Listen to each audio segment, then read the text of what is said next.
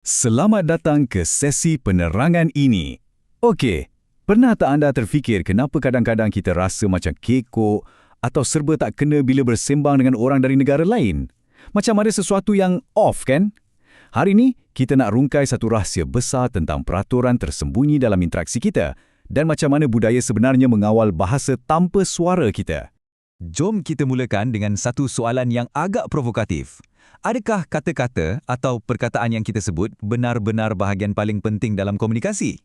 Cuba teka, berapa banyak interaksi harian kita yang sebenarnya bergantung semata-mata pada apa yang keluar dari mulut kita? Jawapannya mungkin mengejutkan anda. Sebagai buktinya, nampak tak nombor 45 ni? Angka ni mewakili sesuatu yang sangat spesifik. Ia adalah sudut 45 darjah tepat apabila Presiden Obama menunduk hormat kepada Maharaja Jepun suatu ketika dulu. Tahu apa yang jadi lepas tu? Satu tindakan ringkas ni ditafsir dengan sangat ekstrim. Pemerhati konservatif di Amerika nampak benda tu macam satu pembelotan, seolah-olah merendahkan diri. Tapi media Jepun pula melihatnya sebagai satu isyarat penghormatan yang sangat-sangat mendalam. Ini bukti nyata betapa bahasa badan kita boleh disalaherti 100% kalau tak diletakkan dalam konteks budaya betul. Ini peta jalan kita hari ini. Kita akan mula dengan bahasa tanpa suara, lepas tu masuk ke rahsia wajah dan tubuh, seterusnya kuasa ruang dan sentuhan, bahasa masa dan kesenyapan, dan akhirnya macam mana kita nak kuasai komunikasi antara budaya ni. Jom kita terus masuk ke perhentian pertama kita, bahasa tanpa suara. Sebenarnya, komunikasi bukan lisan ni memang sejagat. Ia berfungsi sebagai alat utama kita untuk menilai emosi sebenar seseorang tu. Dan yang paling mind-blowing, tanpa kita sedar pun, ia membentuk tanggapan pertama yang sangat kritikal dalam masa 10 saat je. Bayangkan, 10 saat pertama itulah yang tentukan segalanya. Pergerakan tanpa suara inilah yang jadi isyarat, okey, sekarang giliran saya bercakap. Atau sampaikan apa yang kita rasa kat dalam tanpa perlu sebut satu perkataan pun. Seterusnya, kita beralih ke bahagian kedua, rahsia wajah dan tubuh. Pernah dengar istilah kinesik? Ia sebenarnya terma saintifik untuk pergerakan badan dan ia kaji macam mana tubuh kita bercakap. Contoh paling senang, cara kita duduk, postur badan atau bila jari kita asyik main pen masa tengah mesyuarat tu.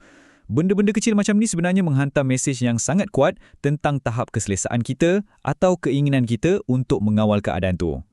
Cuba kita ambil contoh pergerakan yang paling ringkas, menunjuk jari. Di Amerika, menunjuk guna jari telunjuk ini memang standard, tak ada maksud apa-apa pun. Tapi, cuba bayangkan buat benda yang sama kat Malaysia. Memang terus dicop kurang ajar kan? Kita diajar wajib guna ibu jari untuk tunjuk sesuatu, barulah nampak sopan. Pergerakan yang sama, tapi maksud yang jauh berbeza. Menariknya, para sarjana mendapati kita semua sebenarnya ada 3 wajah. Pertama, wajah kurniaan, iaitu rupa fizikal kita sejak lahir. Kedua, wajah manipulasi. Ini topeng yang kita pakai untuk sesuaikan diri dengan penerimaan sosial di tempat kerja atau majlis. Dan yang ketiga, wajah spontan. Wajah ni paling jujur. Ia secara automatik dedahkan perasaan dalaman kita yang sebenar, sama ada kita suka atau tak. Terlepas juga akhirnya. Sekarang, kita masuk pula bab oculesics atau pandangan mata. Hubungan mata ni bukan sekadar pandang-pandang biasa je tau. Ia sebenarnya satu kemahiran biologikal yang penting untuk tunjukkan kita berminat, mendefinisikan status atau siapa bos dalam bilik tu. Dan kadang-kadang digunakan untuk menipu orang lain. Tapi di sinilah elemen budaya memainkan peranan besar. Contohnya di Timur Tengah. Kalau kita bertentang mata secara berterusan, ia membuktikan kita jujur dan berminat.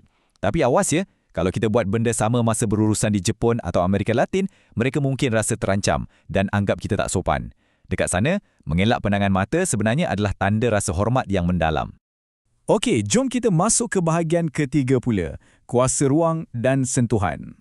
Kita panggil ini proxemics atau kajian ruang dan jarak.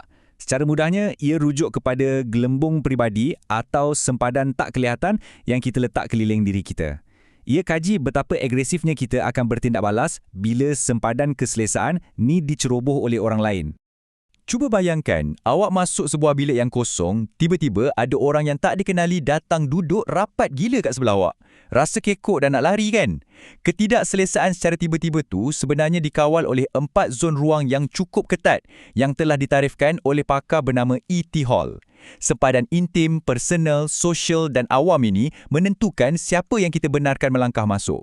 Bukan setakat ruang je, susun atau perabot pun ada maknanya. Orang barat memang suka duduk bertentangan semasa mesyuarat. Tapi di China, kalau duduk bertentangan, ia boleh buatkan dorang berasa terasing. Dorang lebih suka duduk bersebelahan. Dan ini paling epik. Di Korea, kerusi mana awak duduk melambangkan hierarki awak. Duduk di bahagian belakang kereta sebelah kanan melambangkan status yang tertinggi. Kalau tersalah pilih tempat, awak mungkin secara tak sengaja dah merendahkan darjat pemandu tersebut.